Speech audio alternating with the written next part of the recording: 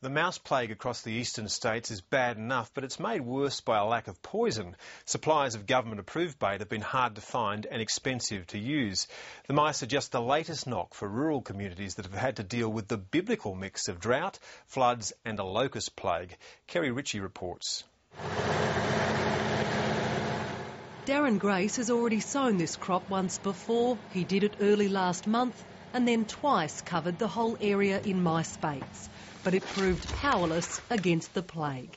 Where we sowed last night, they're digging and grown up already, even after baiting them with the air seeder. Night time is the best time to spot the enemy.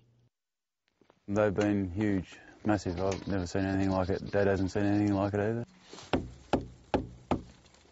This mouse plague is the most widespread in Australia's history. Mice are ravaging crops from South Australia's Eyre Peninsula right up to central Queensland. It's off the Richter scale. It's 4 or 5 times bigger than anything that we've encountered before.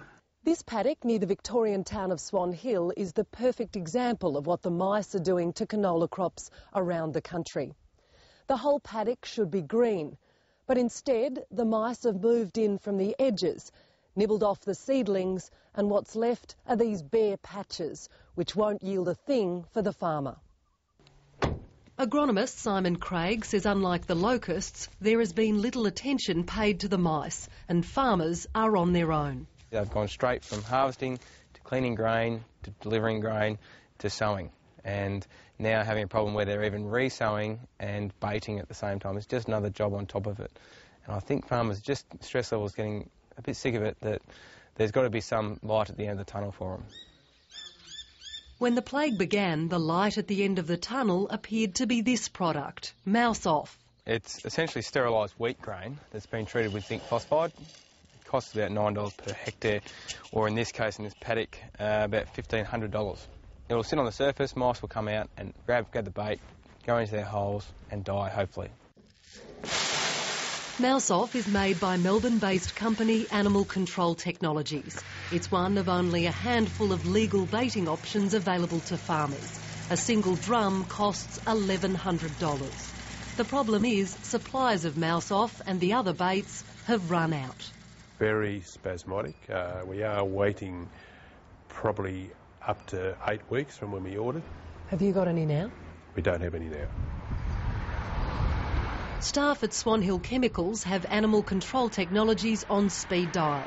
It's best not to keep ringing them every minute of the day because they get a bit frustrated with that. So we've learnt to basically wait until they supply us. How much will having to re-sow? But farmers can't wait. Their crops are in the ground and extremely vulnerable. It has made us desperate, exactly, yeah, because there is no option, basically. Many are now risking their health to mix their own bait. The toxic home brew is not as effective as Mouse Off, but it's a lot cheaper, and at least it's available. The pub talk is that people are using insecticides, either Lemat or endosulfan on the grains, and sweetening up with Coca-Cola or red cordial. We're working extremely hard, almost 24 hours a day, but we are finding it difficult to get enough wheat to provide all the demand out there.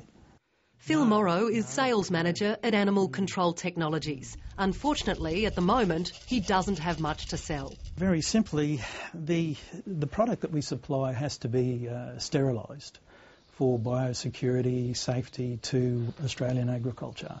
There are only 3 plants in Australia that do this.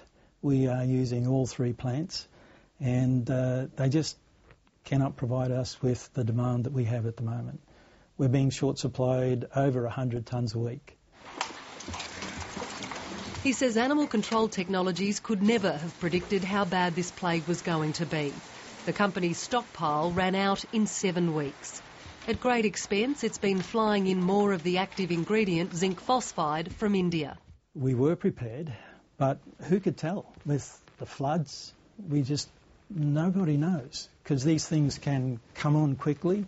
Not knowing that there was a plague coming is almost borderline incompetency, because they would have made a lot more money if they got the product here and farmers had access to it. The drama would be gone. Phil Morrow says their company has just gained government approval for a new bait. mouse off econobate, which uses non-sterilised grain. You can easily say in hindsight that we should have come to this point a month ago. It wouldn't have been necessary if we'd been able to be provided with the amount of grain that we needed in the first instance.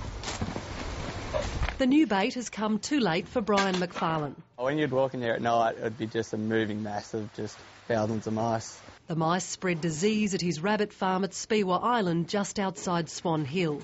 200 of his rabbits have died. But they didn't really show any signs, they just died, so yeah, it was all pretty quick. Brian McFarlane hasn't resorted to mixing his own bait because if caught he faces jail or fines of more than $20,000. The mice are the final straw and he's decided to get out of the rabbit game. The mice, however, have now moved on to his vegetable crops. We grow chilies, so they've given them a fair bash, and food broad beans, and yeah, there's not much they don't eat. I don't get depressed, but about 4 days ago I was depressed, yeah. So it's really not much fun at all. Kerri Ritchie reporting.